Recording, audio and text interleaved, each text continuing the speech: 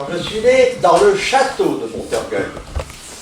Alors, dans ce hameau de Montorgueil, il y avait deux fermes, une petite ferme, une grosse ferme, très grosse ferme, 375 hectares. À cette époque, c'était énorme car les fermes dans la région faisaient de 15 à 50 hectares. Celle-là faisait 375 hectares. Alors, il y avait une petite ferme, il y avait une grosse... et il y avait le château dans lequel je suis né. Mais ce n'était pas un château de la Renaissance. Vous avez déjà entendu parler de François Ier, qui a fait faire les châteaux de la Renaissance. Et là, c'était un château de style féodal, avec des tours. Mais le monsieur qui l'a construit, ce château, il avait oublié qu'il fallait payer les employés. Ça n'était plus des serfs, c'était des gens qu'on payait, et qu'il fallait payer les matériaux. Il s'est ruiné. Il a été obligé de vendre sa propriété. Et la dernière tour du château n'a jamais été recouverte, car c'était couvert avec des ardoises. Des ardoises. Bien.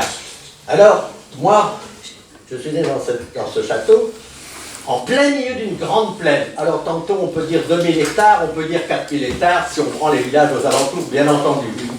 Donc, si bien que je courais dans la plaine constamment. J'étais un petit vagabond. Et quelquefois, on s'apercevait à la ferme, car je vivais à la ferme beaucoup avec les patrons de mes parents. J'étais élevé par la dame qui était la maîtresse, plus autant que par ma maman. Alors d'un seul coup, on s'apercevait que je n'étais plus là. Alors on allait chercher après moi dans la plaine. Alors dans cette ferme, il y avait 3 personnes qui avaient le même prénom. Mon papa s'appelait Roger, et le fils de la maison s'appelait Roger, et moi, je m'appelais Roger. C'est-à-dire qu'il y avait 3 Roger. Alors, mon papa, on l'appelait Roger. Le fils de la maison, on l'appelait Rogino, parce qu'il chantait aussi bien que Tino Rossi. Là, vous n'avez pas connu Tino Rossi, c'était dans les années 20, 30, et des poussières, voilà. Et moi, on m'appelait le petit Lagachou. Roger ou le petit Lagachou. Et quelquefois, le petit Lagachou, il fallait le chercher après lui.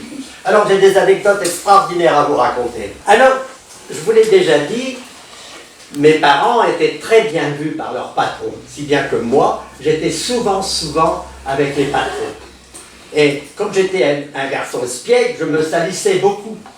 Je courais partout. Alors ma maman me changeait 2 fois par jour. Et le patron de la maison, quand il me voyait, qu'il s'en allait faire des courses, « Ah, le petit, il a les propres. Je vais l'emmener avec moi. » Monsieur le patron s'appelait Abel, et sa dame, elle s'appelait Alfreda. Donc il n'y avait que 2 voitures dans le village. 2 voitures. Monsieur l'hôtelier, car il s'appelait l'hôtelier, ce monsieur. Il avait une Chenard Walker, qui était d'énormes voitures, avec un aigle sur le devant de la voiture. Ce qu'on n'a plus le droit de faire maintenant, parce que c'est dangereux. Quand quelqu'un rencontre le capot de la voiture, il ne faut pas qu'il y ait de choses, des aspérités. Il m'a emmené dans cette voiture. Et un jour, on est allé rechercher sa fille qui était à l'école. Elle s'appelait Jadine. Alors les portes ne se fermaient pas comme maintenant. Elles se fermaient dans ce sens-là au lieu. Si bien que, en revenant, c'était des routes où il y avait des cailloux, il y avait des trous. Il y a une porte qui s'est ouverte et on a perdu la fille en route. Mais heureusement, on ne roulait pas à 150 à l'heure en ce temps-là. Des voitures avec des mauvaises routes, on roulait doucement. Si bien que quand on est rentré à la ferme, on s'est aperçu qu'elle n'était pas là, on a fait demi-tour, on a été chercher après elle. Et puis on l'a trouvée, elle était debout. Elle était debout, elle s'était remise debout, mais elle était revenue. Voilà. Ça, c'est une anecdote. Mais le galopin, là, c'était moi le galopin. Un beau jour, j'ai failli me faire avoir, car dans la ferme de Montorgueil, car ça s'appelait la ferme, il y avait un très très grand fossé. Et comme j'étais un espiègle, un jour je suis descendu dans le fond du fossé. Et puis il y avait des messieurs qui conduisaient les chevaux dans les champs, en patois. Vous savez ce que c'est que le patois? On les appelait les varlets de charrue, c'est-à-dire les conducteurs de chevaux, en patois, dans le dialecte de la commune, des villages, où on disait les varlets de charrue. Et bien ces gaillards-là, ils avaient l'habitude de mettre le feu aux herbes. Ils ont mis le feu au bout de chacun des fossés, si bien que je me suis trouvé au milieu du feu, moi. Il a fallu que je remonte. Et ben, j'ai eu un peu peur, je vous le dis. Car quand je remontais, comme il faisait sec, l'herbe, elle s'arrachait. Et je retombais dans le fond. Enfin, je suis là, ça veut dire que je n'ai pas brûlé. Voilà. Bien, c'est pas tout. Vous savez qu'à cette époque, on ne conduisait pas les enfants des ouvriers agricoles en voiture ni en calèche à l'école. Or, comme j'étais au milieu d'une plaine à 4 km du village, ben, je ne suis pas allé à l'école comme vous, à 2, 3 ans, 4 ans. Je suis allé à l'école à plus de 6 ans. Oui, j'avais 6 ans et 3 mois. Vous ferez le compte vous-même, vous le saurez quand, ça. J'avais 6 ans et 3 mois quand je suis allé à l'école pour une fois. Alors, qu'est-ce qu'on a fait? Mais comme je ne pouvais pas aller à l'école à queue, c'était trop loin, ma maman et mon papa m'ont mis à l'école dans un village qui s'appelle Wambercourt, derrière Eda. Je ne sais pas si quelqu'un parmi vous déjà parti. Eda, c'est un village, c'est un petit bourg du Pas-de-Calais. Très jolie ville, c'est une petite ville bourgeoise. C'est ce qu'on appelle la plaque tournante du littoral. Les gens qui viennent d'Arras et qui vont au Touquet passent par Eda. Donc c'était très fréquenté. Et moi je suis allé à l'école dans un village qui s'appelait Wambercourt, tout au bout, chez ma marraine. Alors là j'avais de la chance, là, car la maison de ma marraine était tout à fait proche de l'école. Les deux jardins se touchaient. Et je me souviens que monsieur l'instituteur s'appelait monsieur Louchet. Or, moi, j'étais déjà 3 mois en retard par rapport à mes petits camarades qui étaient rentrés à l'école au moment de la rentrée scolaire. Vous savez quand, je n'ai pas besoin de vous le dire. Moi, je suis rentré plus tard. Mais j'ai eu de la chance parce qu'il y avait des grandes demoiselles comme vous, un peu plus âgées encore, car vous savez que dans mon temps, on allait à l'école communale jusqu'à l'âge de 14 ans. On n'allait pas comme vous au cours complémentaire à 12 ans. On allait au cours complémentaire après. Si bien que ces petites demoiselles, elles repassaient le soir chez ma marraine et elles m'aidaient à apprendre à lire et à écrire pour que je puisse rattraper mes petits camarades. Tiens, ça, c'était dans les années 30, à la fin des années 30. Et en 1939, le 1er septembre, il y a eu ce qu'on appelle la Deuxième Guerre mondiale. Elle n'était pas mondiale au début. Au début, elle était européenne. Elle est devenue mondiale quand les Américains ont été attaqués par les Japonais à Pearl Harbor et qui sont rentrés dans la guerre. Là, la guerre est devenue vraiment mondiale. Mais à cette époque, elle était d'abord européenne. Bien. Eh bien, mon papa, il a fait une erreur considérable. Au lieu de me laisser à Wambercourt, où il n'est pas tombé un éclat d'obus, car il n'y avait pas d'usine, il n'y avait pas de rampe de lancement, il n'y avait rien. Il est revenu me chercher de chez ma marraine et mon parrain, pas mon parrain, ma marraine, et il m'a ramené chez lui, en plein milieu du camp d'aviation d'Abbeville. Or, vous l'avez déjà entendu parler du camp d'aviation d'Abbeville. En réalité, on dit le camp d'aviation d'Abbeville, mais dans le passé, il était sur la route numéro 29, qui était la route Dunkerque, etc., etc. Et c'était le village de Drucka-le-Plessiel. Et il y a un monsieur qui a considéré après la guerre qu'il fallait la mettre sur la route numéro 1, parce que c'était une route beaucoup plus passante. C'était avant la guerre la route qu'on appelait la route des Anglais. Ça s'appelait la nationale numéro 1. Les Anglais arrivaient à Calais et ils allaient à Paris par cette route-là. Bien. Et bien mon papa m'a ramené en plein milieu du camp d'aviation. Alors là encore la même chose. Ce monsieur l'hôtelier avait terminé son bail. Un bail, ça veut dire qu'on loue, hein, bien sûr, dans cette grande ferme qui a été reprise par les propriétaires. Et il a trouvé une ferme dans la Saône qui s'appelait la ferme de Saint-Nicolas-des-Essarts sur la commune de Buny-Saint-Maclou. Et bien là, encore une fois, c'était la même chose. Je me retrouve au milieu d'une plaine. Et donc, 4 km pour aller à l'école. Soit à Buny, soit à Manchecourt. Manchecourt, si vous voulez, c'est la banlieue d'Abbeville. C'est quand on arrive en bas de la côte, là, ça s'appelle la côte de la justice, c'est Manchecourt. J'allais à l'école là. Et vous savez comment j'allais à l'école là? Eh bien, le monsieur, le patron de mes parents, me prenait le matin en voiture, car il descendait du lait de sa production personnelle, bien sûr, de ses vaches, à ce qu'on appelait l'hospice d'Abbeville, qui depuis maintenant est devenu un très très grand hôpital. Vous savez qu'Abbeville, il y a un très très grand hôpital. Et bien ça s'appelait les hospices d'Abbeville. Et comme ce monsieur, sa ferme appartenait aux hospices, il livrait du lait, bien sûr, moyennant monnaie de esclavage. Il me prenait le matin, mais le petit Roger, le soir, il fallait qu'il revienne avec sa carnassière son dos. Et croyez-moi, il n'y avait pas autant de voitures qu'aujourd'hui. Mais les voitures avaient des gros phares comme ça, et c'était assez impressionnant. Là, ça durait jusque 1940, à peu près. En 1940, mes parents ont eu la chance de pouvoir déménager, d'aller rester à Buny-Saint-Maclou, dans le village de Buny-Saint-Maclou. Là, c'était plus facile, c'était sur place. Puis, Vous le savez que nous n'avons pas gagné la guerre mondiale au départ, hein. Ce sont les Alliés qui l'ont gagnée. Donc nous avons été envahis en 1940, et là, nous sommes venus à la ferme. La famille Lagache, elle était toujours avec la famille Letellier, et nous couchions dans la cave, parce qu'il y avait des bombardements. Bien, alors, au début de la guerre, le général de Gaulle, qui déjà avait bien combattu contre les Allemands dans l'Aisne, je crois que c'était à Montcornet, il avait déjà combattu avec, il était colonel à l'époque et commandait un régiment de cuirassés, c'est-à-dire des tanks, ce qu'on appelle des tanks, des chars d'assaut. Puis, bien, là, il était arrivé à Abbeville. Il a arrêté les Allemands pendant 3 jours à Abbeville. 3 jours. Alors, lui, il était colonel, mais il a été nommé général à ce moment-là. Et son patron, c'était le général Végan, qui était à Marseille-en-Beauvaisis. Marseille-en-Beauvaisis, c'est un beau petit bourg dans l'Oise. Marseille-en-Beauvaisis. Eh bien, c'était le général Végan, qui était le patron du général de Gaulle. Nous ne gagnons pas les guerres quand nous les commençons parce que nous avons des généraux qui sont trop vieux. Vous le savez comme moi, Napoléon Ier gagnait ses guerres, ses batailles, parce qu'il avait des généraux de 30 ans et de 40 ans. Et nous avons toujours des trop vieux généraux, et ils recommencent une guerre comme ils ont terminé l'autre. C'est pas bon. C'est pas bon ça du tout. Bien. Alors là, à ce moment-là, de Gaulle a arrêté les Allemands en 3 jours, mais le patron de mes parents a eu peur, parce que sa ferme, elle était en plein milieu du camp d'aviation. Alors, avec les voitures, M. Letellier avait une très grosse voiture qu'on appelait le Matford. 9 cylindres. C'est une voiture qu'il avait achetée à un industriel américain qui ne voulait pas la reporter en Amérique, ça lui coûtait trop cher. C'était une voiture qui faisait 21 chevaux fiscaux. C'est énorme, parce qu'aujourd'hui, il paierait une charge, il paierait une patente formidable, ou plutôt pas une patente, des cartes grises. Bien, alors, on est parti en voiture. Et alors, qu'est-ce qu'on a fait? On est parti vers le titre en montant. Or, on était parti carrément à l'envers, car les Allemands arrivaient dans ce sens-là.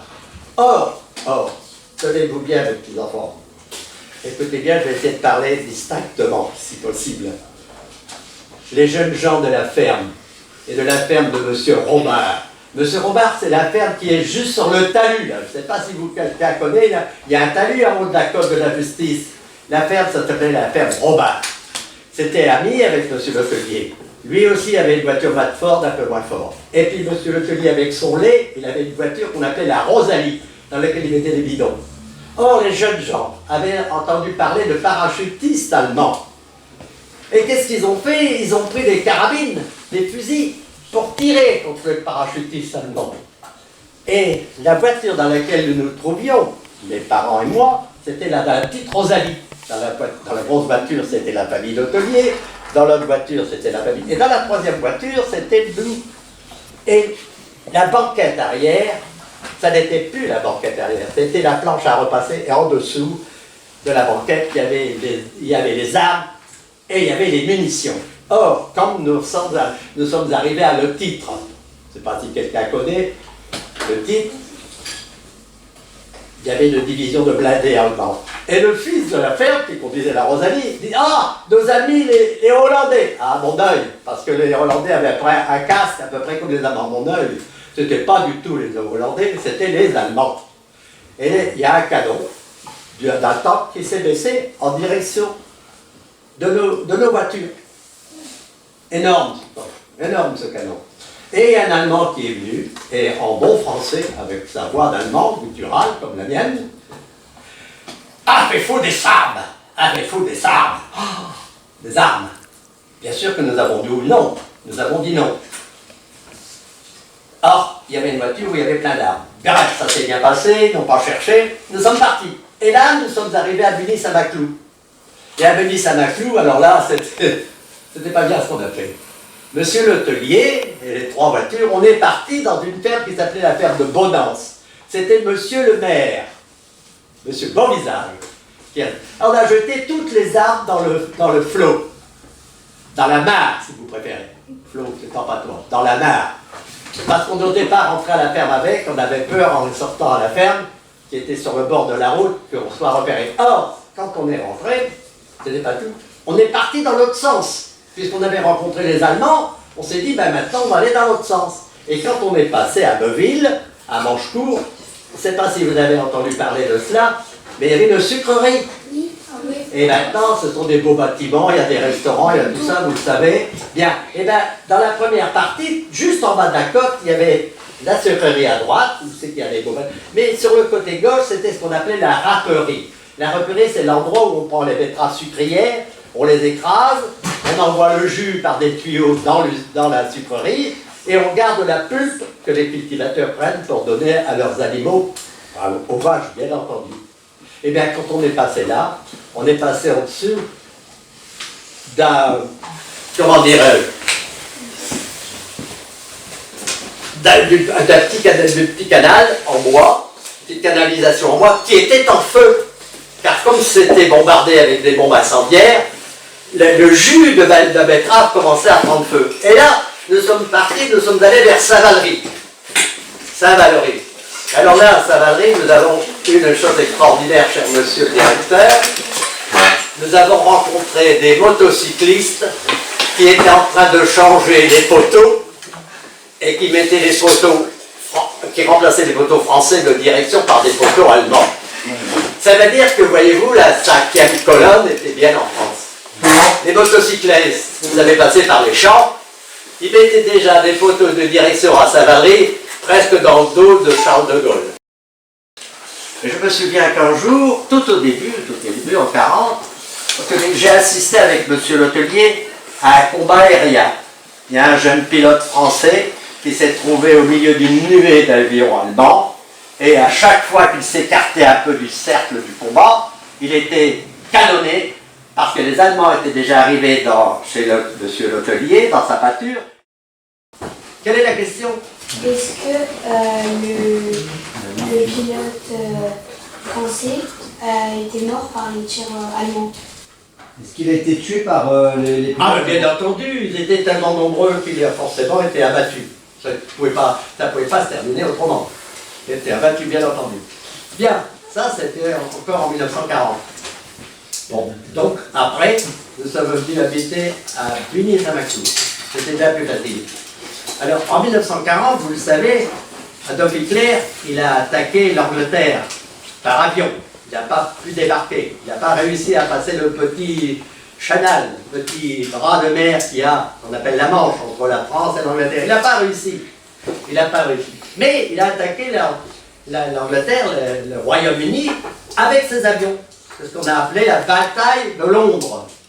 Eh bien, à ce moment-là, les avions anglais, qui étaient des Spitfire, étaient déjà de très bons avions, mais ils avaient du mal à combattre contre les Messerschmitt, qu'ils avaient une toute petite infériorité, mais très peu.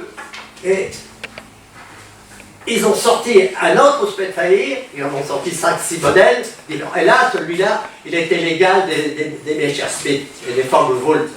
Et la bataille d'Angleterre a eu lieu, et petit à petit, les Alliés ont pris le dessus. Il faut savoir qu'auparavant, il y avait eu des aviateurs français qui avaient été confrontés aux aviateurs allemands, et malgré leur infériorité mécanique, car les avions étaient moins puissants, moins rapides, ils avaient réussi quand même à abattre 650 avions allemands. Ce qui a compté beaucoup dans la bataille de Londres, car 650 avions allemands de plus, ça aurait pesé très lourd.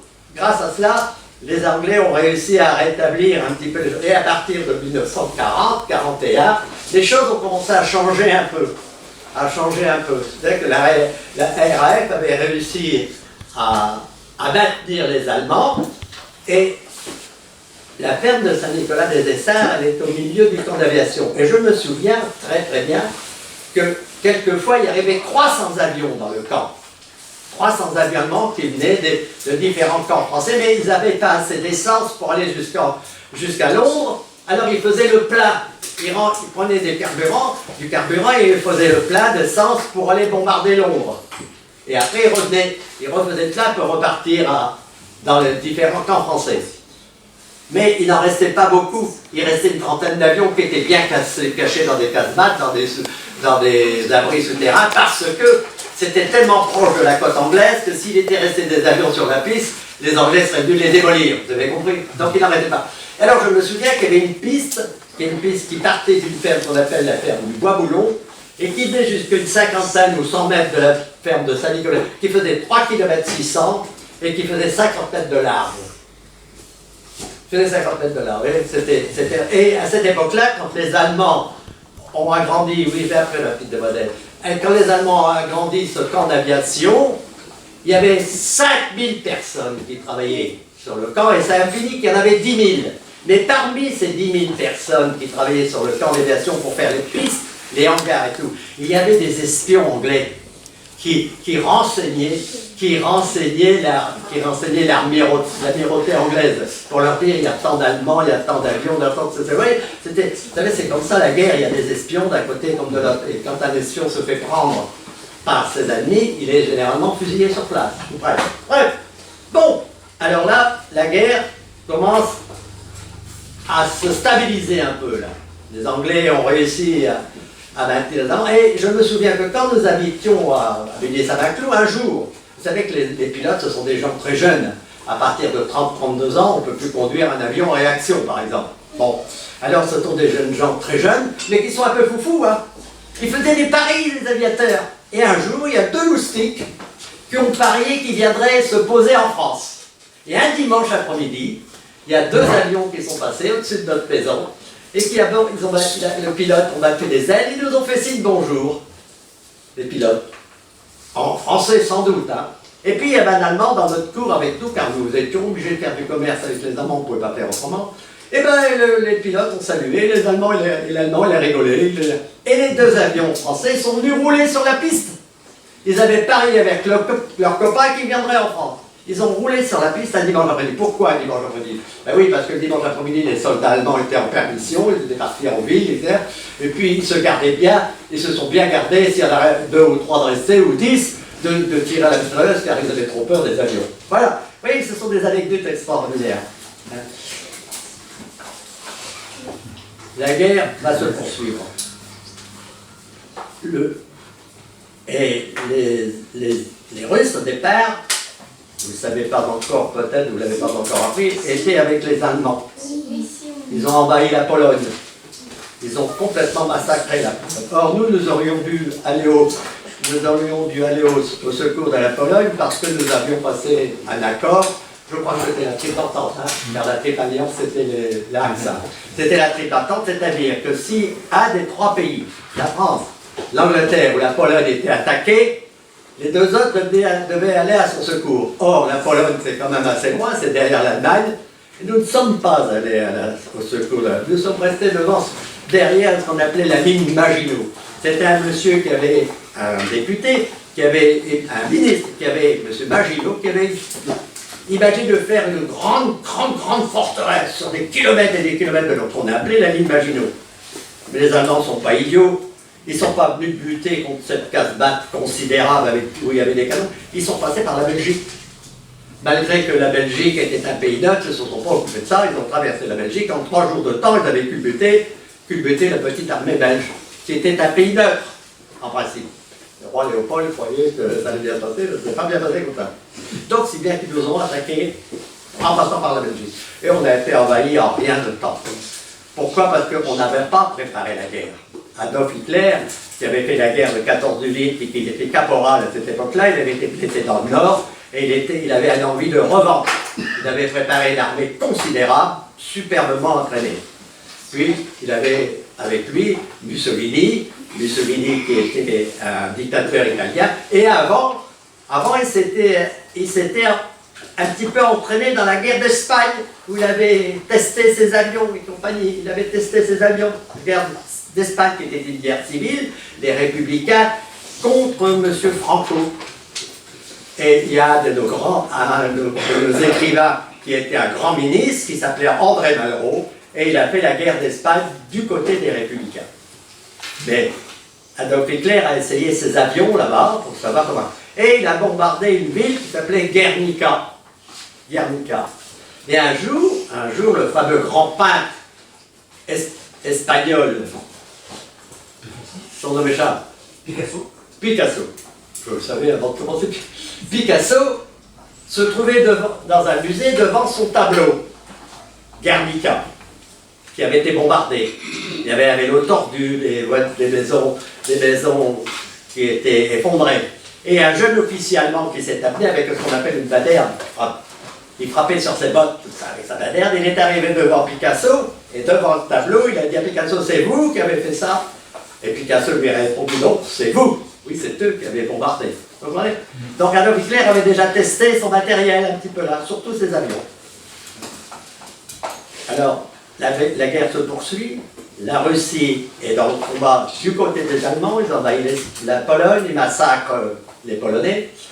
Et nous attendons. C'est ce qu'on a appelé la drôle de guerre. C'est-à-dire que de 1939 à 1940, nous n'avons pas bougé. Nous n'avons pas bougé. Nous avons entendu. Oui, après, nous avons été envahis. Alors, après, bien sûr, la guerre deviendra mondiale. Quand les Japonais vont attaquer la flotte américaine à Pearl Harbor, alors là, l'Amérique va rentrer dans la bagarre. Ça va devenir véritablement une deuxième guerre mondiale. Alors là, ça va changer, parce que d'un côté, les Russes vont résister avec beaucoup de courage aux Allemands. Alors ils ont un matériel qui ne vaut pas le matériel des Allemands, au départ. Puis après, ils recevront du matériel américain, car quand la machine de guerre américaine va se mettre en route, alors là, ça va y avoir un effort considérable, et le président Roosevelt a pu entrer en guerre parce qu'on avait démoli sa flotte et que ça donnait une très grande émotion aux États-Unis. Les Américains ont accepté de rentrer dans la guerre, alors que c'était une guerre en Europe et pas en Amérique. Ils ont accepté. Donc à ce moment-là, les choses vont changer. Les Américains rentrent dans la guerre, les Russes d'un autre côté se réarment, parce qu'il faut savoir que quand il y a eu la bataille, que De Gaulle a arrêté les Allemands pendant 3 jours en ville, les tanks français faisaient 12 tonnes. Ils pouvaient rouler à 28 km/h. Or, les Allemands avaient des tanks, des Panzer qui faisaient 68 tonnes et qui pouvaient rouler à 40 à l'heure. Vous voyez la différence d'armement.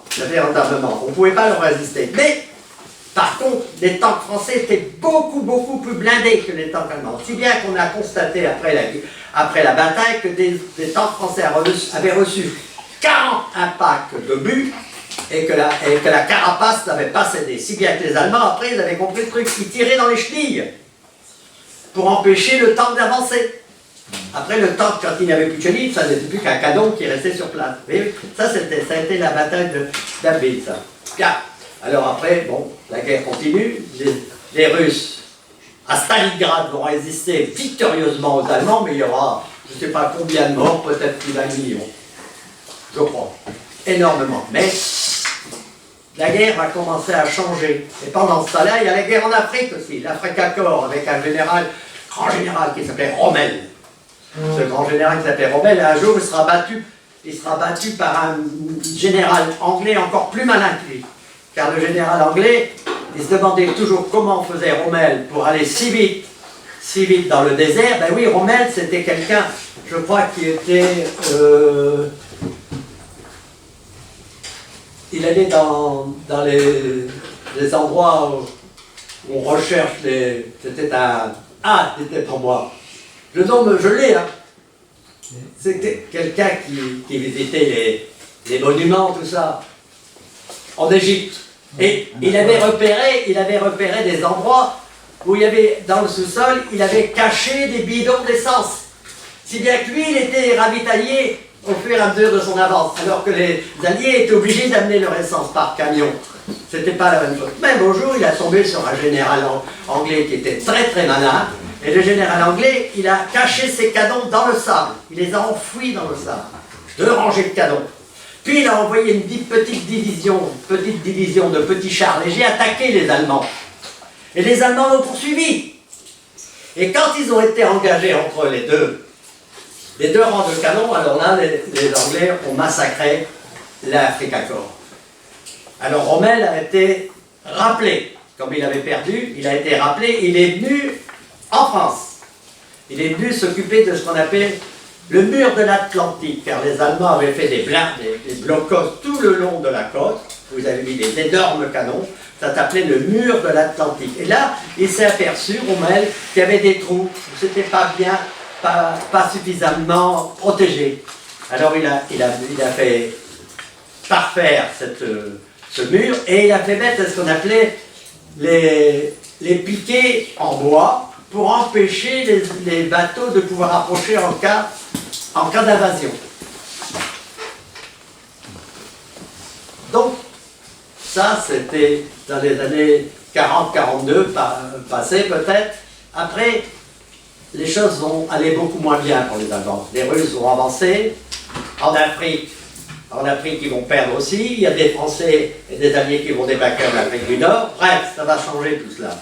À ce moment-là, la France était coupée en deux. Je ne sais pas si vous l'apprendrez. Vous l'apprendrez, bien entendu, elle était coupée en deux. Il y avait la France occupée par les Allemands. Et puis, il y avait la France derrière la Loire, qui était la France gouvernée par Vichy, par le maréchal Pétain. Alors, le maréchal Pétain, si vous lisez le livre des 100 personnalités du Pas-de-Calais, quand vous arriverez au maréchal Pétain, vous verrez de la gloire à la honte.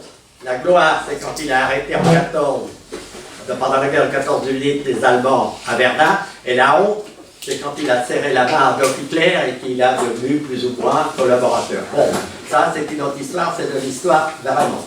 Bien, alors les Russes avancent, et un jour, eh bien, les Alliés vont venir nous délivrer, le 6 juin 1944. Ils vont débarquer. Alors, ils vont arriver avec une armada considérable. Et vous avez peut-être vu le film « Le jour le plus long ». C'est ça, hein? Formidable avec Bourvil et compagnie. Le jour le plus long, c'est quand les Alliés vont débarquer. Eh bien, figurez-vous qu'avant cela,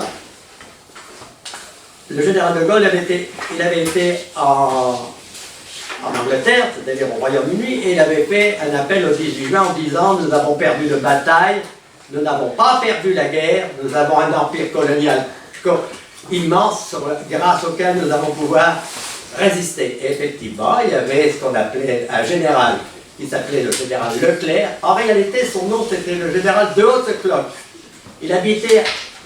Son fils habitait, comme je l'ai connu, son fils habitait à l'Arbre à Mouche, dans la Somme. Il avait un château là. Alors là, le général Leclerc, il avait ce qu'on a appelé la deuxième division blindée. La deuxième division blindée, il est remonté jusqu'à l'Afrique, et c'est lui qui, grâce au général Patton, qui lui a permis de le faire, il est venu délivrer Paris avec sa division blindée. Puis après, il a continué la bagarre avec les Allemands, et il est allé délivrer Strasbourg, et ça s'est terminé en Allemagne en 1945. Voilà. Alors, pendant ce temps-là, bien entendu, il y a des événements qui se passent. Le 19 août en 1942, les Franco-Canadiens sont venus faire ce qu'on a appelé un coup de force à Dieppe. Et mon papa est décédé ce jour-là, il a été tué par fait de guerre. Le 19 août 1942. Et après nous avons quitté la région d'Abbeville et nous sommes revenus dans le Pas-de-Calais, chez mes grands-parents. Et quand la guerre s'est terminée, quelque temps, j'avais 14 ans, donc quelque temps, j'ai bricolé un petit peu dans le village, comme tous les gamins de mon âge, et un beau jour, je suis allé travailler à la ferme de Saint-Nicolas-des-Essarts, où mon papa et mon maman avaient travaillé, mais pour le fils, car le papa, lui, il était en retraite. Et moi, j'étais à travailler pour le fils qui s'appelait, je vous l'ai dit au début, il s'appelait Roger. Alors, je pourrais encore, vous savez, continuer longtemps, mais je pense que maintenant, vous allez commencer à manquer d'attention, ça va être trop long. J'ai fréquenté une jeune fille du village à côté de chez moi, car j'habitais Caumont, c'est dans le Pas-de-Calais, qui s'appelait Pétain, comme par hasard. Ma fiancée s'appelait Pétain. Je voulais être pilote quand j'étais gamin. J'avais passé un concours au Bourget, mais comme ils en prenaient 15%, j'étais pas un bachelier, j'avais qu'un certificat d'études, j'ai pas été pris au premier tour.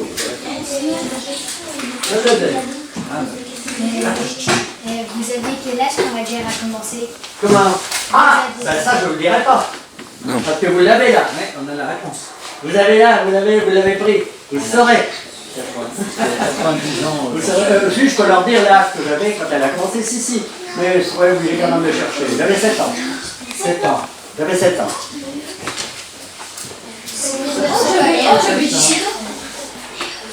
Monsieur, par contre, il avait 17 ans quand la Voilà. Non, c'est 7 ans. Oui, mademoiselle. Tu voulais me poser une question, ma fille? Non, c'est pas 7 ans, il est 14h20. J'ai pas compris. Ah ouais. Il est 14h20. Tu as ça? Ah oui, et pourquoi tu me dis qu'à 14h25? Oui, je regarde la mail, je le sens aussi. Pourquoi? Parce que c'est pourquoi tu me dis 14h20? 12 ans, 7 mois, 7 jours et 28 heures. Hein? Ah, les heures? Ah oui, mais non, mais non. Ah ben bien sûr, mais à chaque seconde, je vieillis. Donc il faut que, si je veux vous faire un problème, il faut que je prenne une heure précise, car ça change à chaque seconde. Non, le problème, c'est à 14h. Ça s'arrête à 14h. Le problème, c'est 14h. Sinon, vous ne pouvez pas trouver. Bah, bien sûr. Toute seconde, à chaque seconde qui passe, je suis un peu plus vieux. Alors, ah, mademoiselle. Est-ce que vous avez été prisonnier? Ah, ben non, j'ai fait la guerre, voyons. J'ai pas fait la guerre, j'étais trop jeune. J'étais trop jeune pour faire la guerre. Ben non, quand ça s'est terminé, j'avais 14 ans. Remarque que si j'avais été allemand, j'aurais quand même été. J'aurais pu être aidé, car le fou d'Adolf Hitler, à la fin de la guerre, quand on a commencé à envahir l'Allemagne, il a recruté des enfants de 14-15 ans pour défendre Berlin. Et je ne sais pas sûr qu'ils n'étaient pas enchaînés au canon pour qu'ils puissent pas se sauver. C'était quelque chose d'épouvantable, les enfants, croyez-moi. Et l'Allemagne a beaucoup souffert après la guerre, parce que je ne vais pas tout vous raconter, parce que Berlin se trouvait être dans une zone qui était aussi occupée par les Russes. Berlin était coupé en 3-4 morceaux. Il y avait les Russes, il y avait les Américains, il y avait les Anglais, il y avait les Français. Et chaque secteur de l'Allemagne, de Berlin, était gouverné par des Français, des Américains, des Anglais, des Russes. Ça a été terrible. Ils ont souffert de la faim considérable. Et après la guerre, beaucoup d'Allemands encore sont morts des faits de guerre, par la misère. Vous n'avez pas suffisamment arrangé les parce que l'Allemagne a été considérablement bombardée par les fameuses forteresses volantes. Vous savez que les forteresses volantes, à la fin de la guerre, il y avait 1200 avions qui passaient dans une nuit et qui allaient bombarder des usines allemandes. C'était quelque chose d'épouvantable. Mais en bombardant les usines, on abîme aussi la ville. Vous savez que la ville d'Abbeville a été bombardée par les Alliés parce qu'ils voulaient faire tomber les ponts et ils voulaient bombarder la gare. Or, il n'y a jamais tombé une bombe sur la gare, mais la ville d'Abbeville a été démolie presque au tiers, même peut-être la moitié. D'ailleurs, on le voit, il y a beaucoup de gros bâtiments dans la ville d'Abbeville. Mais, vous savez, quand les forteresses volantes, quand mon papa a été tué, en 19 août 1942, les forteresses volantes bombardées à 10 000 mètres d'altitude. Vous savez que quand on est à 10 000 mètres d'altitude pour toucher un but précis, c'est très difficile. C'est pas grand, même un village c'est tout petit quand on est à 10 000 mètres d'altitude, c'est très difficile. Moi, les Allemands ont terriblement souffert après la guerre.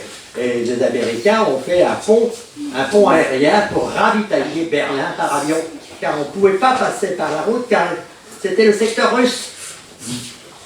Et là, le général Patton était arrivé loin en Allemagne, mais il a été obligé de reculer pour laisser de la place aux Russes. C'est quelque chose d'extraordinaire. Hein? Georges Patton, c'est bien ce jeu-là? Non. Bon. Ah oui, on connaît beaucoup de choses. Oui, mais il faut que j'appuie là. Est-ce que vous aviez aidé des juifs? Des juifs? Oui. Oh, ça c'est une autre affaire, ça.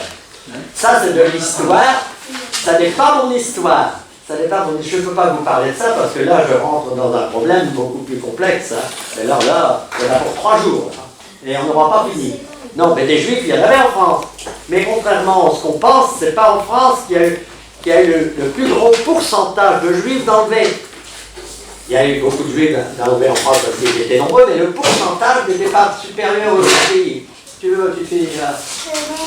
Ah, il faut que je m'approche de toi parce que tu sais, moi je suis sourd comme un pot. Tu sais ce que c'est ça? Voilà, qu'est-ce que tu veux savoir? Est-ce que vous avez déjà mangé de la nourriture de la guerre? De la Nourriture. des armées? Oui. De l'armée. Écoute, je sais pas si je me rappelle plus bien ça. Ah, j'ai mangé du pain allemand. Le pain allemand, il était rond comme ça. Il était très très dur, mais il se conservait longtemps. Mais je veux dire quelque chose, je ne veux pas le dire, on ne va pas le répéter. J'ai appris à fumer avec les Anglais. Car au début de la guerre, c'était les Anglais qui étaient dans le camp d'aviation d'Abbeville. Alors, il y en avait un qui montait la garde souvent, puis j'allais avec lui, puis il m'a appris à fumer des cigarettes blondes. C'est pour ça que maintenant, je n'ai pas fumé quand j'étais un jeune homme, parce que j'étais sportif. Mais quand j'étais plus tard, j'étais entrepreneur, je ne vous ai pas tout dit de moi. J'étais entrepreneur de travaux agricoles, donc j'ai fumé de 25 ans et jusqu'à 32 ans. Puis à 32 ans, je dis je ne fume plus, je ne fume plus jamais. J'ai un ami qui m'offre des cigarettes, mais elles sont dans le tiroir de mon bureau, je n'y touche pas. Donc je ne vous ai pas tout dit, j'étais entrepreneur de travaux agricoles pendant 14 ans. Et après j'ai été VRP. Plusieurs usines, j'ai travaillé pour une grosse usine. Monsieur Legrand, dans le Pas-de-Calais. Et j'ai travaillé pour une usine que vous connaissez, Corne à Javillet. Ah oui.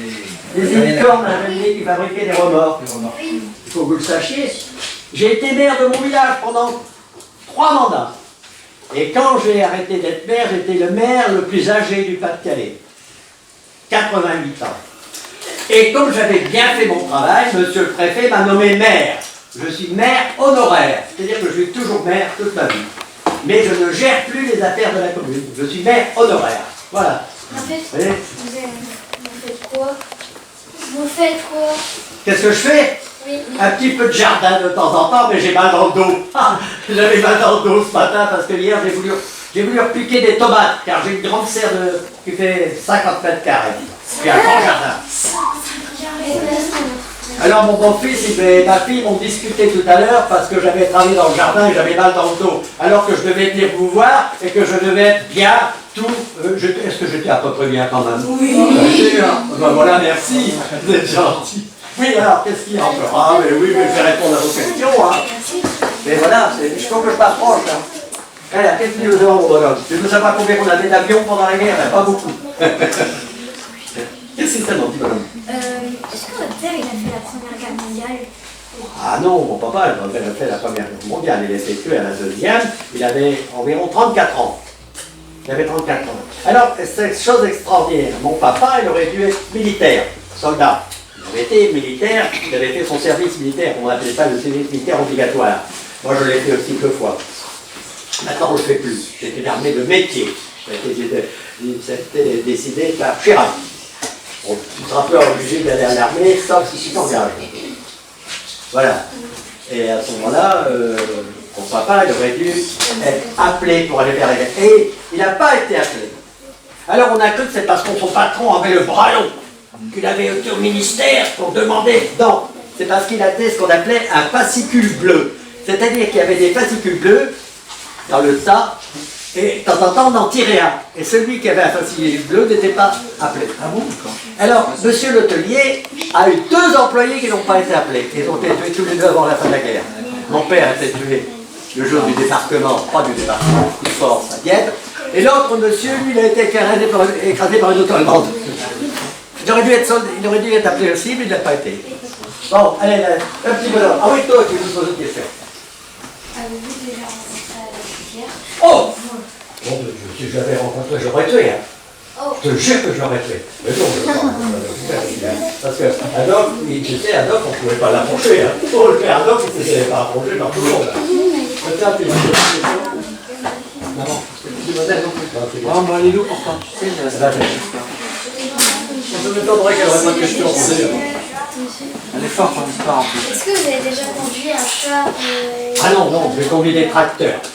Des gros tracteurs. Oui, chez monsieur l'hôtelier, là, comme je vous ai parlé tout à l'heure. Quand j'ai commencé à travailler, je conduisais un petit tracteur américain, un Minneapolis Moline. Et puis, figurez-vous, j'ai oublié de vous le dire, mais je suis célèbre, je suis allé sur mon tracteur, en photo, je suis allé au salon de la machine agricole à Paris.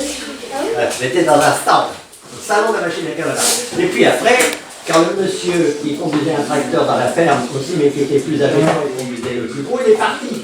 Et c'est moi qui ai conduit le gros tracteur. Voilà. Est-ce que vous avez vu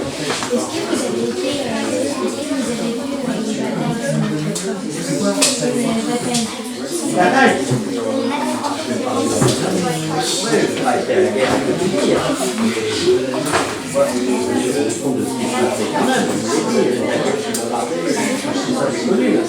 Au début de la guerre, je n'avais pas peur.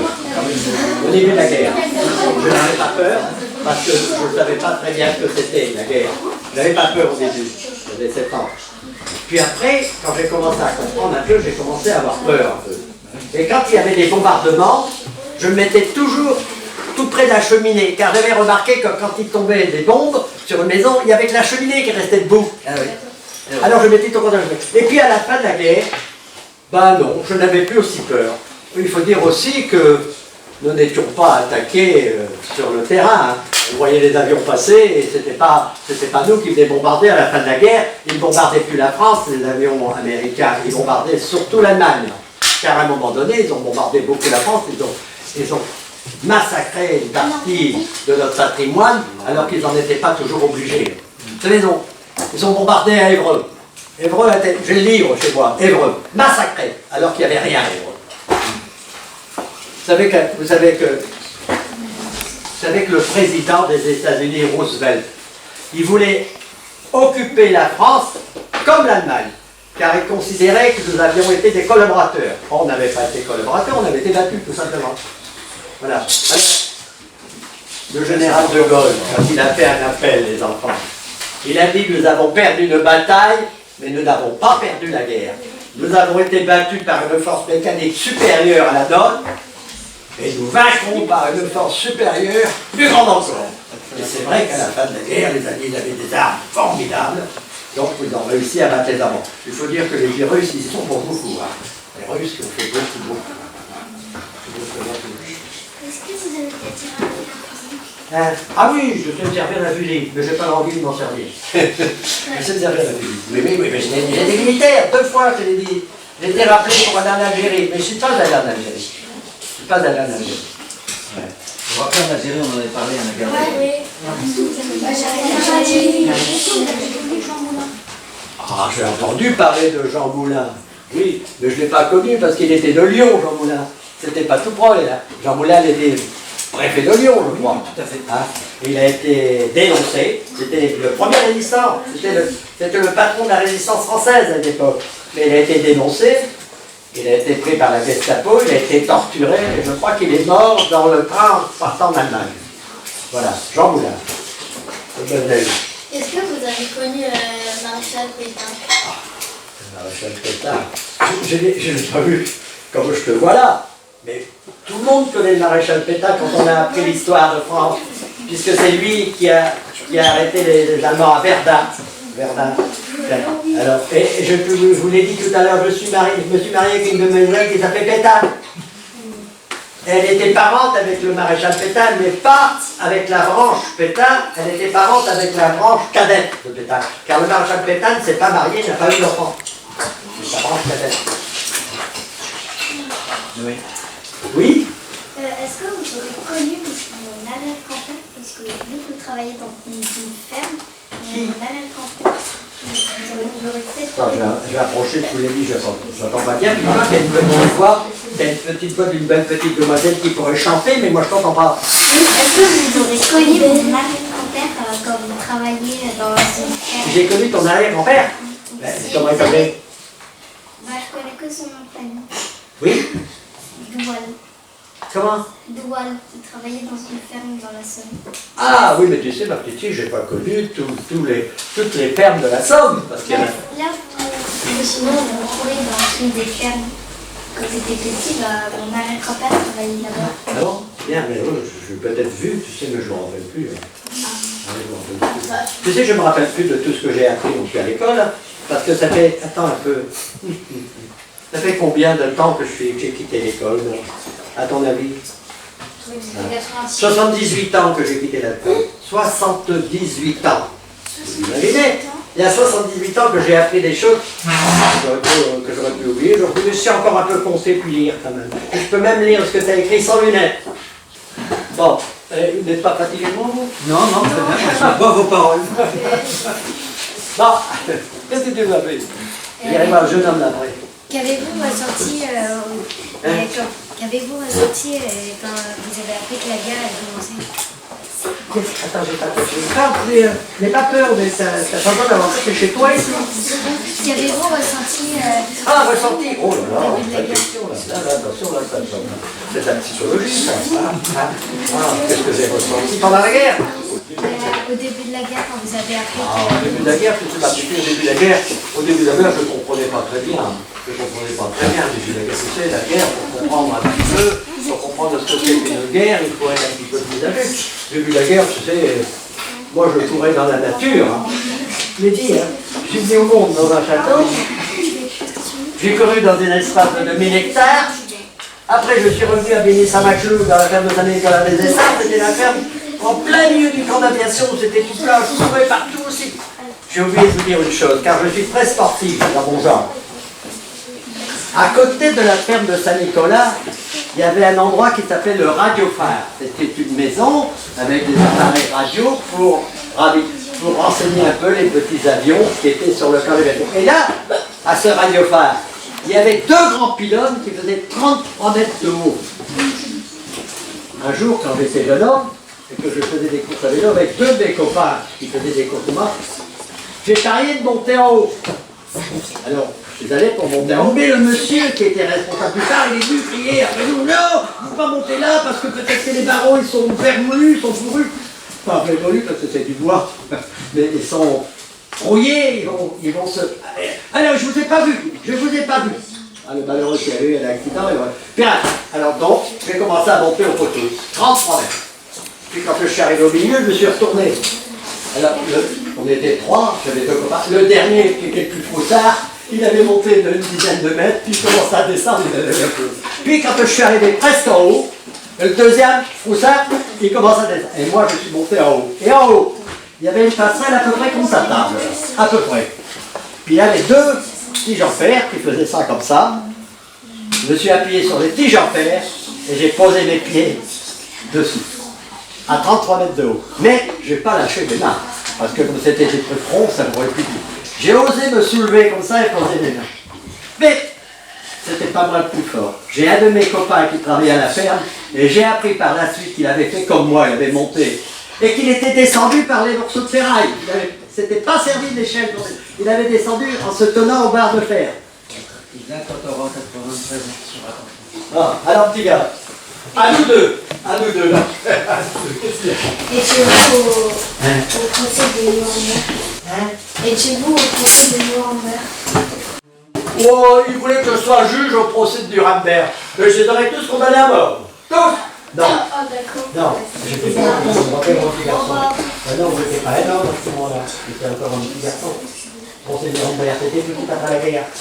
Je l'ai dit, j'avais 7 ans quand la guerre a commencé. Donc je ne pouvais pas aller au procès de Nuremberg. Mais je sais ce que c'est que le procès de Nuremberg. Bon, est-ce que tu sais qui est-ce qui a fait abolir la peine de mort? On en a parlé, mais c'est du temps.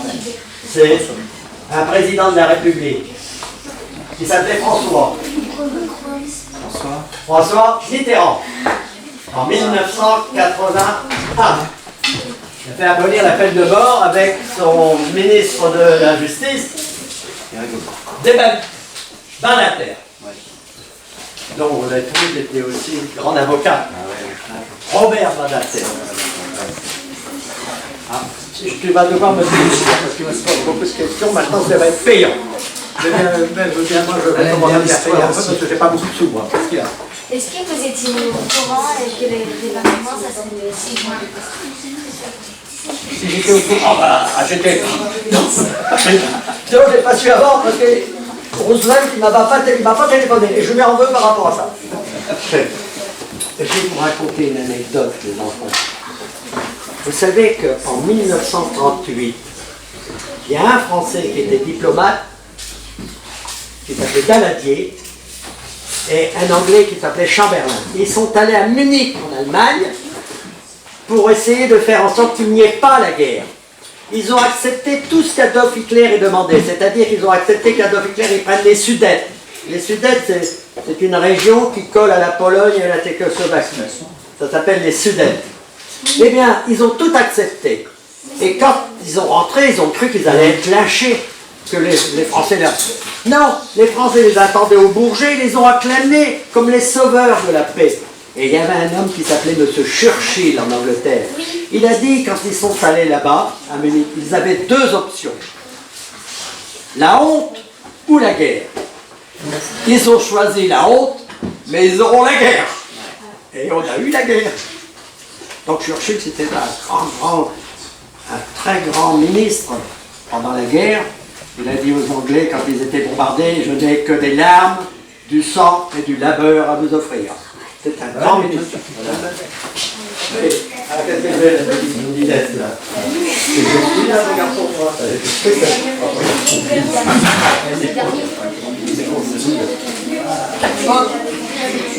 Je vais enjamber. Qu'est-ce que tu veux dire? Ça, c'est toi. Et où? Non, attends, recommence. Qu'est-ce qu'il y avait? Est-ce que vous avez déjà vu un Américain du débarquement? Si j'avais un Américain? Non. Qu'est-ce qu'il dit? Est-ce que vous avez déjà vu un Américain? Ah, bah oui, bien sûr, j'ai vu des Américains parce qu'après la guerre, les Américains sont restés en France, ils avaient des camps d'aviation en France. Donc, forcément, j'ai fréquenté un petit peu quand même les bars, tout ça, les petites boîtes, donc j'ai quelquefois rencontré des Américains. Et j'en ai rencontré aussi quand j'ai fait mon service militaire. Car j'ai fait mon service militaire dans l'Aube, à Romilly-sur-Seine, dans l'Aube. Et bien là, quand je prenais le train, le soir, on arrêtait dans une ville et il fallait attendre le lendemain matin pour reprendre un train. Donc on allait, avec des copains, on allait boire un petit verre dans un bar. Et là, il y avait beaucoup d'Américains. Ils avaient beaucoup d'argent, les soldats américains avaient beaucoup d'argent, bien plus que les soldats français. Vous savez, les Américains, quand ils arrivent quelque part, ils font la guerre, ils sont à peine arrivés qu'ils montent déjà un cinéma. Ils ont tout sur place, les cinémas, ils sont très riches, ils ont tout sur place. Ouais. C'est différent, les Français, on n'a pas tout, hein, les Français. Est-ce que vous connaissez Charles de Gaulle? Qui, Charles de Gaulle? Mais tout le monde connaît Charles de Gaulle, le grand, on l'appelait le grand Charles. Il était de l'île du Nord. C'était un Lillois. Voilà. C'était un Charles de Gaulle, c'était un... Ah, il a écrit avant la guerre. Charles de Gaulle, qui n'était encore que commandant, avait écrit un livre. Il avait dit la prochaine guerre ne sera pas une guerre de tranchées comme la guerre 14-18, ça sera une guerre de mouvement, des tanks et des avions. Et il y a un général qui est en colère après lui, il a mis aux arrêts de rigueur, pas de rigueur, mais aux arrêts, en disant de Gaulle, qu'est-ce que vous faites de notre canon de 75? Ah ben oui, le canon de 75 c'est un très bon canon pour tuer des gens ou démolir des choses à la guerre de 14-18. Mais en 39-45, on avait inventé d'autres canons beaucoup plus puissants. Vous savez, moi j'ai vu en 1940, chers enfants, j'ai vu passer les soldats français avec leurs canons tirés par des chevaux. Et les Allemands avec leurs avions mitraillés. Et les chevaux, bah, quelquefois, il y en avait un qui prenait une balle dans le ventre, on était obligé de retirer le cheval de l'attelage et de continuer avec un cheval de moins. Et quelques jours après, en 1940, j'ai vu passer les Allemands avec des automitrailleuses, c'est-à-dire des roues à l'avant, des chenilles à air, 20 hommes dans une petite caisse derrière, et un canon.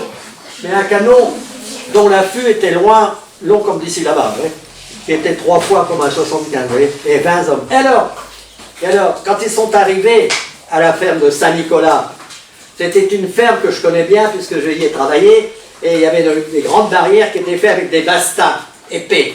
Eh bien, ils n'ont pas descendu pour ouvrir la barrière. Avec une automitrailleuse, il y avait un pare-choc comme ça, vous savez ce que c'est qu'un pare-choc, une voiture? Boum! Ils ont fait éclater la barrière, ils sont rentrés, ils ont fait le tour de la cour. Et en faisant le tour de la cour, ils se sont aperçus que dans le hangar, il y avait un tracteur Dodge, c'est allemand, et une batteuse Lance. Alors les officiers sont rentrés et ils saluaient M. l'hôtelier, car ils ont cru que c'était un collaborateur. Et à partir de là, c'était extraordinaire, M. l'hôtelier a toujours eu un contact extraordinaire. Et alors, moi, petit gamin, j'avais une crise d'appendicite, je me roulais par terre, et le patron téléphonait dans les hôpitaux d'Abbeville pour me faire soigner. Tout le monde était parti. Eh bien, je jure sur mon honneur de grand-père, d'arrière-grand-père et arrière-arrière-grand-père, car je suis ce qu'on appelle un trisaïeul. C'est un officier allemand, un capitaine. Ils sont venus, m'ont mis tout nu sur une table, il m'a fait une piqûre. Et puis, ben, j'ai été guéri de cette douleur. Je n'ai pas été guéri du mal, car j'ai eu mal dans le ventre, dans ma jeunesse, très très souvent. Maintenant, j'ai beaucoup moins parce que je me soigne bien. Non, mais les Allemands, vous savez, il y en avait qui étaient très très méchants. Les nazis, les vrais nazis. Mais il y avait des Allemands qui ne voulaient pas faire la guerre. Moi, j'ai vu des jeunes Allemands pleurer. Ils pleuraient parce qu'ils ne voulaient pas faire la guerre. Et d'autres qui pleuraient parce qu'ils avaient 40 ans, 45 ans, ils auraient bien voulu être dans leur maison avec leurs femmes et leurs enfants. Et ils étaient là en France à faire la guerre. Vous voyez ? Ouais. Ah, c'est pas facile tout ça. Oui, jeune demoiselle, vous êtes curieuse, moi, très curieuse. Vous me posez beaucoup de questions, vous êtes très curieuse. Est-ce que vous écoutiez les messages de Charles de Gaulle? Ah, oui, je l'ai écouté, l'appel du 18 juin, mais j'étais un gamin. Maintenant, je connais l'appel du 18 juin parce qu'on en parle sans arrêt. Dans l'histoire de France, on parle sans arrêt de l'appel du 18 juin. C'était quelque chose d'extraordinaire, cet homme. Alors, il a été condamné à mort par le gouvernement de Vichy. Car le gouvernement de Vichy, c'était le gouvernement justement du maréchal Pétain qui était parti à Vichy. Avec les Paris, il était parti à Vichy. Vichy, c'est dans l'Allier, si je les souviens bien. Voilà. C'était une station. Donc, pas mal d'air. Et alors, comme De Gaulle avait pris un avion à Bordeaux et qu'il était parti à Londres, le gouvernement de Vichy a dit que c'était un déserteur qui avait quitté la France. Donc il l'a condamné à mort. Bien. Donc il n'est pas mort, nous savons bien, il n'est pas mort à ce moment-là. Mais à la fin de la guerre, le maréchal Pétain a été condamné à mort. Or, comme il a été maréchal, on n'a pas exécuté le maréchal Pétain, on l'a envoyé en prison, dans une petite prison sur l'île de Ré, je crois. Le maréchal Pétain était un homme grand, pas tout à fait aussi grand que Charles de Gaulle, mais grand. Mais quand il est sorti de sa prison, car il avait 12 ans, 13 ans, il était le plus vieux prisonnier du monde à un moment donné, on a dit, bon, le gouvernement se sont adoucis un peu après la guerre, après la purge, on a appelé ça la purge, où on punissait les gens qui avaient collaboré. Ils sont venus le rechercher de sa prison pour le mettre dans une prison en France. Et quand il est sorti, dans ces îles-là, les maisons sont basses. Il a donné un coup de tête dans la chambranle en haut, bam. Il s'est retourné, puis il a dit, il faudra l'agrandir pour De Gaulle. Car il croyait que De Gaulle aurait été en prison aussi. Ce sont des trucs historiques, ça.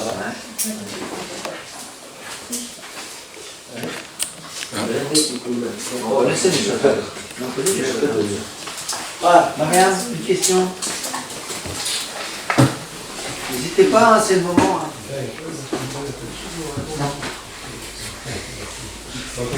Et chez vous, les gens d'hiver? Bah non. Le grand hiver. Oh, je n'ai pas été remarqué avec les juifs, moi. D'abord, je ne suis pas juif, mais j'ai rien contre les juifs. Hein. Chacun, c'est très difficile, c'est une histoire. Ça dépend de où on est. Ça. On est blanc, on est noir, on est jaune, c'est une question de lieu de naissance.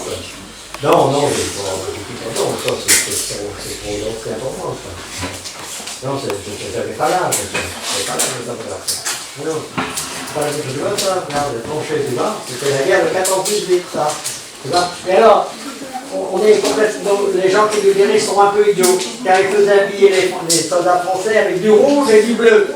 Repère à peu près loin, les Allemands étaient plus malins, se mettaient en vert, comme la couleur de la nature, les arbres, les herbes, mettaient en vert. Après, on a été moins bêtes, on s'est mis un peu en kaki, c'était moins visible, c'était un peu la couleur de la terre.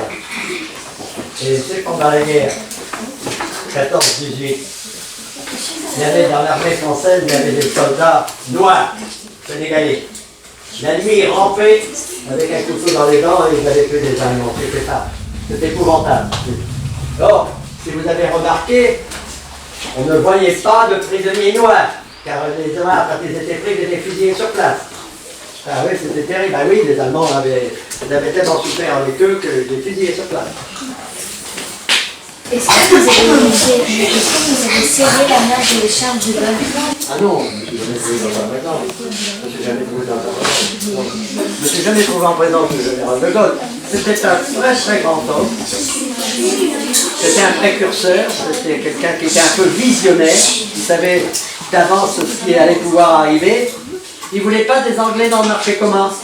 Quand on a fait ce qu'on appelle le marché commun, c'est-à-dire que les pays qui font du marché ensemble sans douane, il n'en voulait pas, De Gaulle. Eh bien, il avait un peu raison puisqu'ils en sont sortis. Il avait un peu raison, le grand général. Il était un visionnaire. Mais non, bien sûr que je n'ai jamais approché cet homme-là.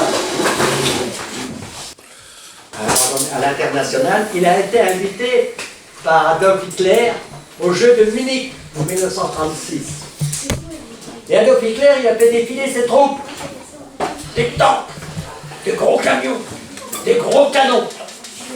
Et il avait invité Raymond Cartier, qui était un grand journaliste, qui est devenu par la suite directeur de Paris Match. Vous avez tous entendu parler de Paris Match, qui était un hebdomadaire. L'hebdomadaire, c'est un journal qui paraît toutes les semaines. Il s'est retourné. Il savait que De Gaulle avait écrit un livre. Et il s'est adressé à Raymond Cartier, il a dit, pendant que cette troupe défilait, et que fait mon ami De Gaulle pendant ce temps? De Gaulle, il était encore le colonel, il avait écrit un bouquin, et Adolf Hitler, il avait repéré cet homme. Que fait mon ami De Gaulle pendant ce temps? Mais De Gaulle, il ne faisait rien, parce qu'il n'était pas patron. Il n'était pas patron. Voilà. Et Raymond Cartier est devenu directeur de Paris Match. D'accord. Ah. Et alors, au jeu de Munich, de Berlin, Adolf Hitler, il voulait que ce soit tous les Allemands qui gagnent tous les premiers prix. Il avait dit que la race allemande, les Ariens, c'était une race supérieure, que les Noirs étaient inférieurs. Or, c'est un Noir américain qui a gagné les 100 mètres, la course mythique, 100 mètres. Il s'appelait Jesse Owens, c'était un Américain qui a gagné les 100 mètres. Or, Adolf Hitler était tellement vexé que ce n'était pas un Allemand qu'il a quitté. Il a quitté les Jeux Olympiques et il n'a plus jamais revenu. Or, c'est quand même un Allemand qui a été champion de natation. Ouais, il y a quand même eu pas mal d'Allemands qui gagnent. C'est lui qui a joué les Tarzan. Ouais. Allez, le premier Tarzan après les. Premier Tarzan. Ouais, alors.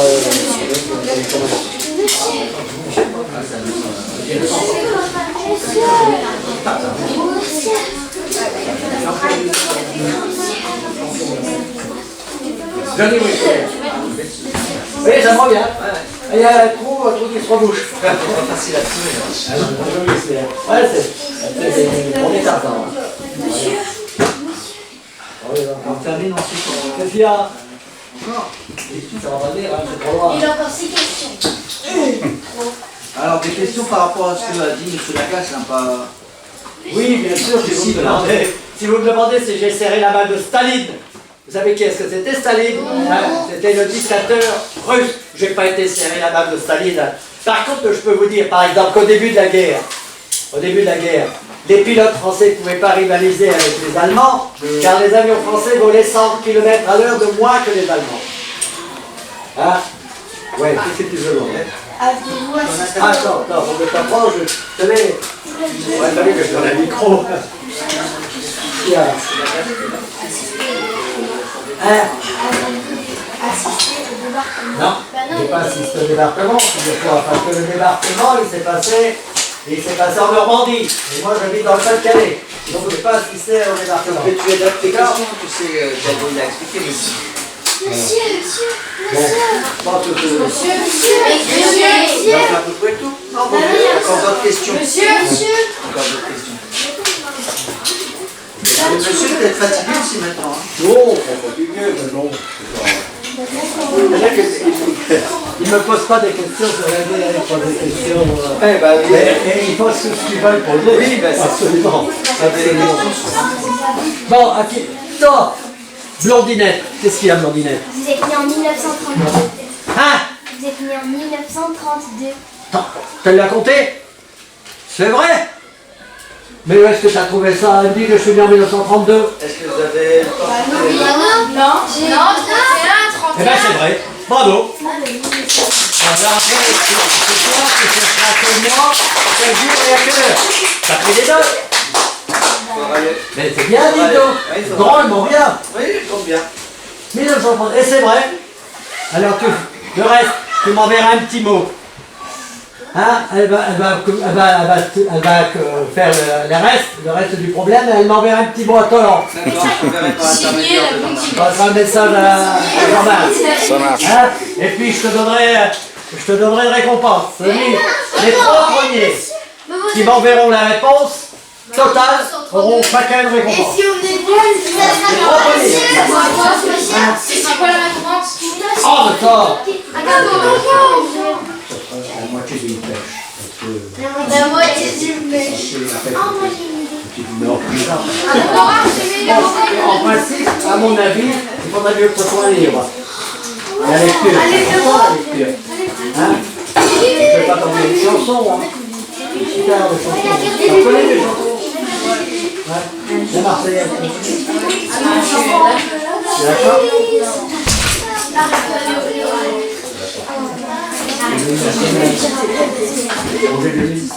On l'appelle la Marseillaise, c'est pas parce que... Et c'est pourquoi on l'appelle la Marseillaise, parce qu'au temps de la Révolution, ce sont les Marseillais qui ont monté vers Paris, qui l'ont chanté tout le long de la route, tout le long. Alors il y a 176 couplets. 166.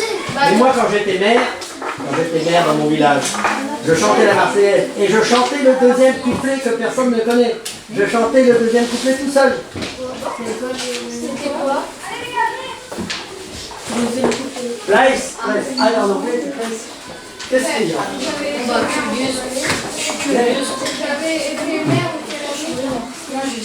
2001, sur 2020, 19 ans. Pourquoi 19 ans? Parce qu'un mandat de maire, c'est 6 ans.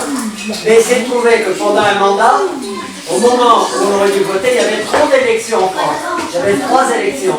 Donc ils ont considéré que ça faisait trop de temps passé à des élections. Donc on a fait 1 an de plus. On a fait 7 ans de plus. Donc 3 fois 6, 18, plus 1 an, j'ai été maire 19 ans. Mais je vous l'ai dit, je suis encore maire, mais maire honoraire. Nommé par le préfet. Car le maire, en principe, il est élu comme conseiller au suffrage universel. C'est-à-dire que pour tous les gens du village qui votent, c'est les électeurs. Et après, il y a un conseil municipal, et le conseil municipal choisit le maire. Un maire, c'est quelqu'un d'élu. C'est comme un député, c'est quelqu'un qui est élu. Par contre, un ministre, c'est quelqu'un qui est nommé par le président de la République, le Premier ministre. Et après, le Premier ministre, il cherche ses autres ministres et il présente les ministres. Il a choisi le président, on appelle ça le gouvernement.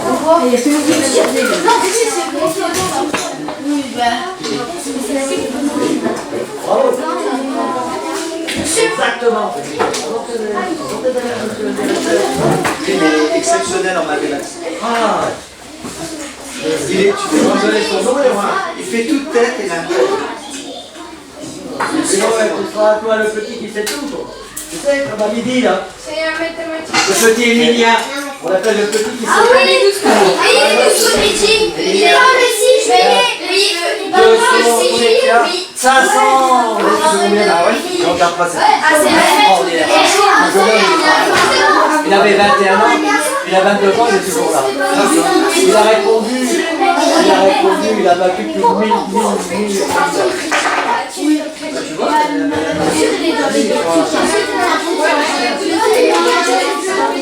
Alors, une dernière question, après on va libérer peut-être monsieur Lagasse. Tous ensemble avec vous. On peut chanter la Marseillaise tous ensemble avec vous. La Marseillaise, on va chanter tous ensemble avec vous. Vous voulez chanter la Marseillaise? Oui. On va chanter la Marseillaise. Bon. Monsieur, c'est vous qui commencez, vous faites debout. Ah, mettez-vous debout comme ça.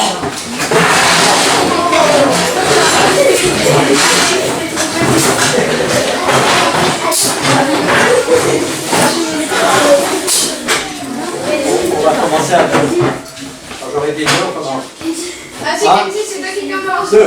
Alors, enfants de la patrie, le jour de gloire est arrivé. Contre nous de la tyrannie, l'étendard sanglant élevé, l'étendard sanglant élevé. Entendez-vous dans nos campagnes, mugir ces féroces soldats. Ils viennent jusque dans nos bras, élever nos fils et nos compagnes. Honneur aux citoyens, forêt, au bataillon, marchons, marchons. nos sillons, nous entrerons dans la carrière. Quand nos ennemis seront plus, nous y trouverons leur poussière, ou la trace de leur vertu, ou la trace de leur vertu. Bien moins jaloux de leur survivre que de partager leur cercueil. Nous aurons le sublime orgueil de les venger ou de les suivre. Aux armes, aux citoyens, forez vos bataillons, marchons, marchons, car sans abus, après nous irons. Merci, je t'en remercie.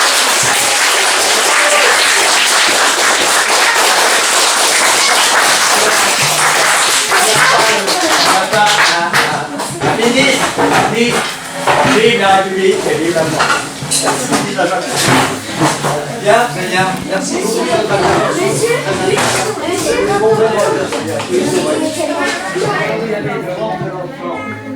La rampe de l'enfant a été bombardée, le château il a été abîmé, et le propriétaire du château il a fait mourir.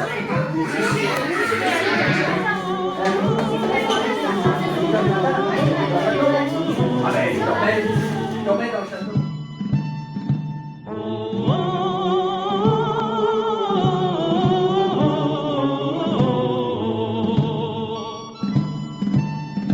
Ami, entends-tu le vol noir des corbeaux sur nos plaines? Ami, entends-tu ces cris sourds du pays qu'on enchaîne? Ohé, partisans, ouvriers et paysans, c'est l'alarme. Ce soir, l'ennemi connaîtra le prix du sang et des larmes. Montez de la mine, descendez des collines, camarades. Sortez de la paille, les fusils, la mitraille, les grenades.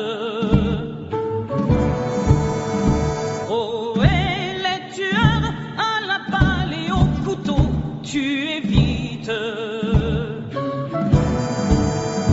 Oh, et saboteur, attention à ton fardeau, dynamite.